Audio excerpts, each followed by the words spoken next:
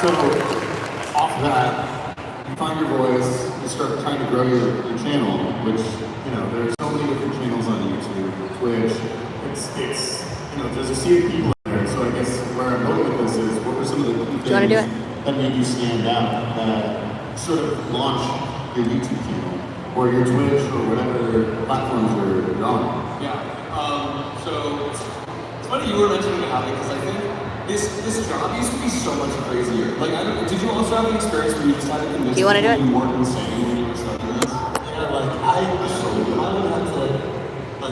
have to hide really when I'm playing video games.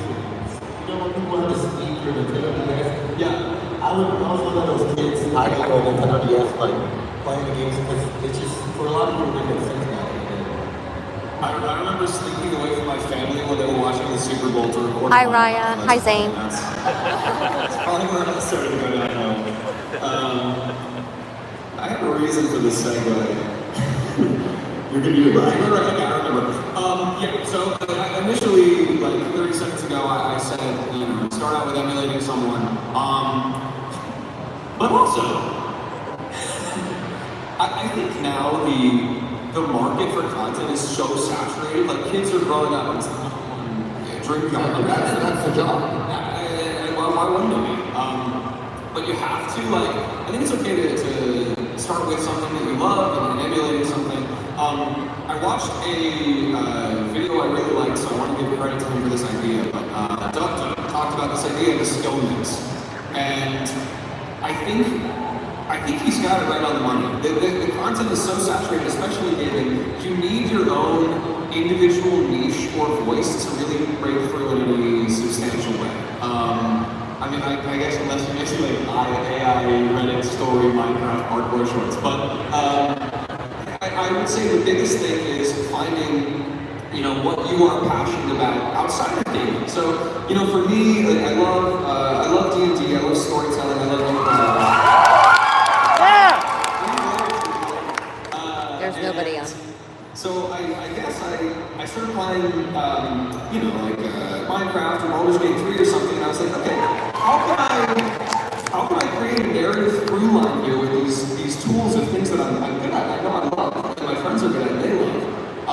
And we ended up creating content that I thought was really unique, and like there's a reason to watch. I don't, there's a couple other people that are doing it, but that's sort of like long form, you know, weird improv storytelling through game stuff, I think is, that's like my little pocket that I found. So, you know, whether that's like art or, you know, programming or comedy or whatever it may be, everyone has like a little something that they can bring, I think, into their content. It takes a while to find sometimes that can make it truly unique. So I think that is really what it's about. It is not just looking at the market, but also looking at yourself and thinking like, okay, if I'm doing this job for, you know, a year, or 5 years, or 10 years, or forever, is there something in this that is a piece of it that I really love and something new that I can bring into? Yeah. Word. Yeah, shout out to Just Roll.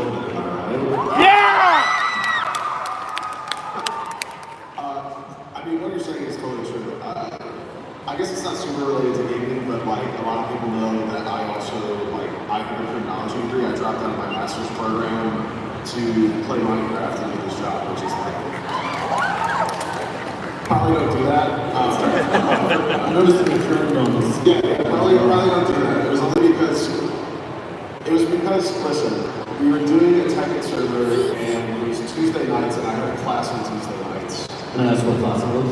It was, I don't even remember, it was a criminology class, but it was, Can I show you? the professor He wants to say it. Can I show you? grammatical errors like in the syllabus, and I was like, I don't know how much I'm going to get. He says hi. I can't take this thing too. Yeah, so, either way, it was getting in the way of Minecraft time, and I was like, I already had my bachelor's in criminology, and you know, I was kind of graduating and shooting, started to work out, so I was like, you know, I'm just going to jump and, you know, I had my footing already. I had a lot of great opportunities beforehand that my streaming career was already stable enough to where like I was renting a place from it, and I was like, well, this second degree is conflicting with what is actually making money at what I want to do, so I'm just going to go for it. And, you know, Yeah. realistically, I can always go back. And I always go.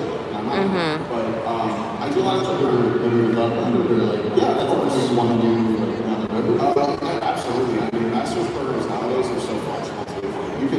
You can do it online strictly, like from anywhere. Yeah. As long as you're like able to digest the information and able to present it well, like you're doing the right thing. And like that's kind of what I have found works really well with me. Is like I love games and I've always been a gamer and I will probably predominantly be a game streamer. But what people in my audience also love to hear is when I spit some truth on. And you know, I like to watch stuff about it. I like to watch police interrogations and sort of educate people on like the ins and outs of like how they trick people into getting like in deeper water than they should be and stuff like that. And people seem to really like it. It's what you were saying. It's like it's really good to find inspiration and emulate from somebody. But the best part about this job is like there's so many people that like it's so important for you to like find what makes you different in the crowd, because not only will that give you more like eyes potentially, the passion you bring from doing something that you're wanting to do He says hi. is also something people feel too. And then you're doing something you want to do, which just makes the job a million times better. So it's super cool. Everyone got all your How do you do it? It's Minecraft. It's one of those, like, everybody's posting Minecraft. How do you stand out? It's tough, and especially in Minecraft, in the case like you're saying, where it is real often people just kind of eating their own tail of like, you do 100 days, and then all of a sudden every idea in 100 days has been done, or every challenge has been done, or whatever. What I find really works is if you're in Minecraft or any kind of saturated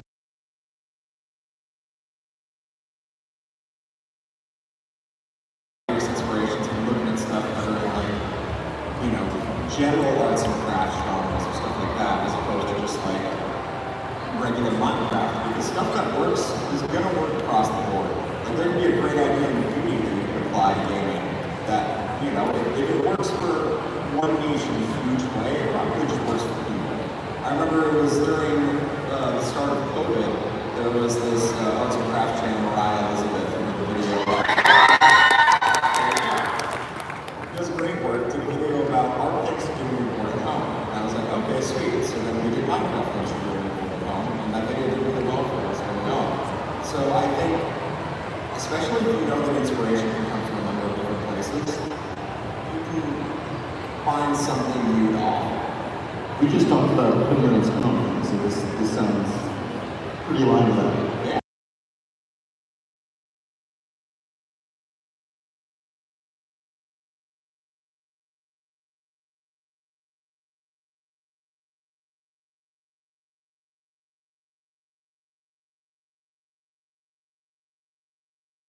Yeah, I was just going right into gaming and stuff, but I like putting my spin on a lot of things is when it comes to gaming content, like as I go on the internet, I like making comedy videos kind of related to the game I'm doing at the time. If I'm doing like Marvel Rivals, I might make a skit centered around like kind of like something going on in Marvel Rivals, or if I'm playing Pokemon, I might do like a Pokemon. Hi, Pasty. So I like kind of adding comedy.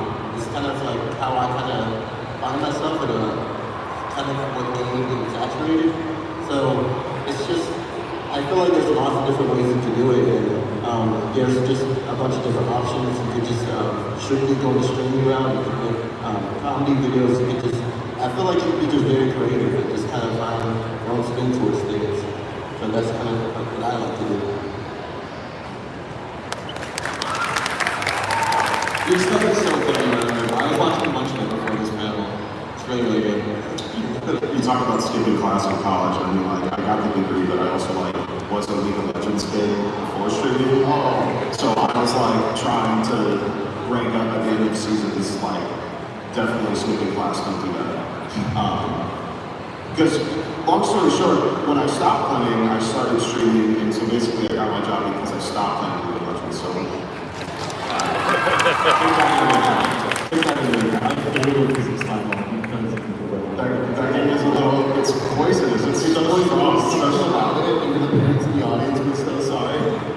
Should I drive out of school? No, I was Please stop. Before you go down the ladder, I was like, oh man. Yeah. Don't just don't listen to it. Take the gaming advice, don't take the school advice. Platforms. There are so many different platforms now. We were talking about it too. There's YouTube, there's Twitch, TikTok. I can keep going, I don't want to. It's smart to put your eggs in multiple baskets. I think we learned when things started out, it was just YouTube. That was the one place to do it. Twitch became a thing, and so it was like, all right, now I have to double my time. Then TikTok, now short form. How do you tailor your content approach to different platforms? How do you decide what platforms? Like, for example, you started on the run. Yeah, I started all the way on mine. Yeah, so I made it work for 6 seconds. And, I remember my first VidCon was 2016. I came with a bunch of binders. I didn't know where I was going, but I just knew I wanted to be in space. And Vine, it was just, it was 6 seconds, so it was a lot different. And so I got in the short form. And how I learned to not put your eggs in one basket was, like, I thought Vine was going to last forever, but you don't know how that went. painful word, Vine. Yeah, so rest in peace, Vine. But I was sad when Vine went away because I was just like, I don't know what to do. But then I realized like I had a lot of experience from doing Vine, so I hopped into YouTube. It took a little bit of adjustments. I started doing like short form videos when it wasn't really as popular back then because everybody was doing long form. So I went to YouTube and then TikTok came out shortly. Started doing TikTok, and when TikTok came out, it just felt natural. And I got right back into it, and I just hopped in and did like gaming skits and went to YouTube, TikTok, Snapchat, and I learned like just to kind of go towards. I try to go towards everything. Each platform has their own like kind of different ways to post. So I studied them. I started posting different kind of ways and seeing what worked out for me. Because the algorithm kind of treats each platform differently. So it just takes a lot of practice and experience. But after that, it just I got used to it, and ever since then, just been on everything. I think diversifying is great. I think there is an issue of, and you can see this a lot, where people will get too distracted trying to spread themselves thin across too many different fronts. You see a lot of times people call it second channel syndrome, where you just get too interested in the idea of like, I gotta have this other thing, and then like, oh, I'm not getting time with this. So, I was lucky where I came up initially doing the YouTube channel, and I was able to get that big before we were able to start focusing on other stuff like TikTok or Instagram. I do think that, a lot of things can change, but like, especially YouTube